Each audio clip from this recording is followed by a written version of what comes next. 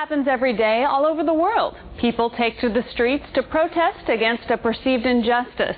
And whenever demonstrators gather, the press is usually there too, capturing the moment with compelling pictures and video. But how can photojournalists get in the thick of the storm without getting tossed around? The answer is they cannot. But for one Florida photographer, capturing the spirit of the protest is worth the risk. Free people, not free trade! Everybody loves the First Amendment, but everybody thinks the First Amendment is theirs. You know? That it's their First Amendment and not anybody else's First Amendment. My name is Crespo. I'm a photojournalist. I've covered about 115 protests around the United States. I've taken approximately 30-some thousand photographs.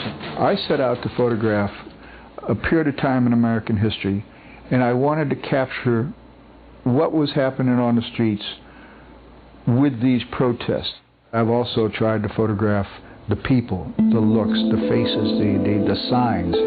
I carry a ride helmet. I always carry a gas mask, camera gear.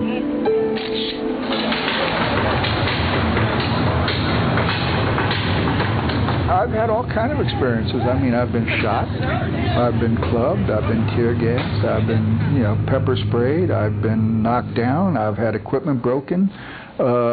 It comes with the territory. The thing about photographers is that we're often in the middle. A lot of times we're the ones who are being pushed by both sides. When you have confrontations and people are pressed against each other for periods of time and they're afraid because when police and protesters starts pushing each other, you don't know what's going to happen.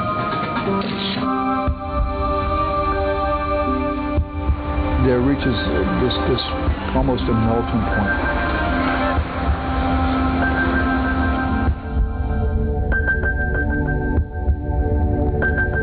We probably consider now the modern contemporary protest movement.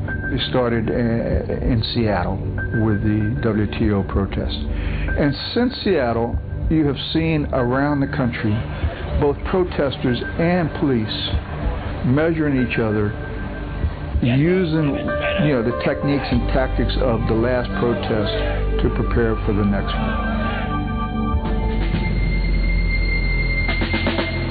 In 2000, during the Democratic Convention in Los Angeles, they had turned all of the Southern California police departments into a military situation where they marched them around in 100-man squads.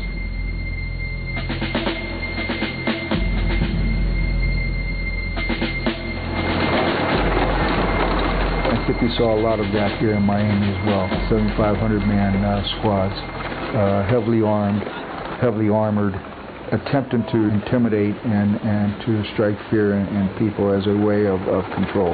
This is a warning. This is a unlawful assembly, and you are being asked to disperse immediately. Here's a situation here where you got cops, you got protesters, everybody's pushing each other. Right here's a guy with a video camera, here's a camera, here's a camera. The problem is now with digital photography, everybody who shows up at a protest has got a camera. I'm always constantly looking for the ability to take a picture without there being 17 cameras, but it's becoming more and more difficult. The 2000 election, I'm happy I live in Florida. The protest took place in Miami, Fort Lauderdale, Palm Beach, Tallahassee, and then of course Washington. It was a good opportunity to be able to photograph people on both sides of a political fight.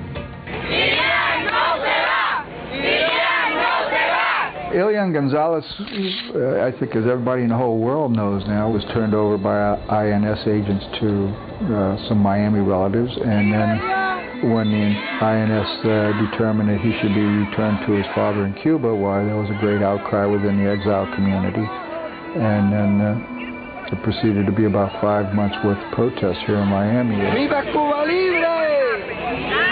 And then of course the day that they took the young boy away from the house, why, that erupted in some pretty serious, street action. The protest in Tallahassee was centered around the decision of the governor to do away with what were termed affirmative action guidelines in the state. There were well over, I'd say, 20,000, 30,000 people. Haitians have come out on numerous occasions to protest. The interesting thing about the Haitian protests is that they start their protests after work.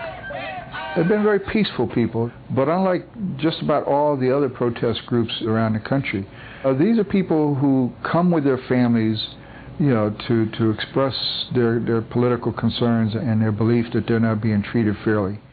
We are peaceful protesters! We haven't done anything wrong!